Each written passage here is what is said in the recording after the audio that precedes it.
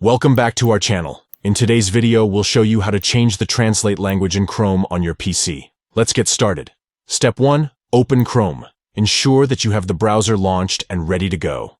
Step 2. At the top right corner, click on the More icon. It looks like 3 vertical dots. Step 3. Select Settings from the drop-down menu. Step 4.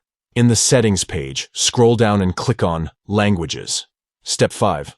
Look for the section labeled Google Translate and locate the option Translate into this language. Step 6. Click on the drop-down menu next to Translate into this language and select your desired language from the list. Once you've made your selection, Chrome will automatically translate web pages into the chosen language whenever necessary. Changing the translate language in Chrome can be incredibly helpful when browsing websites in different languages.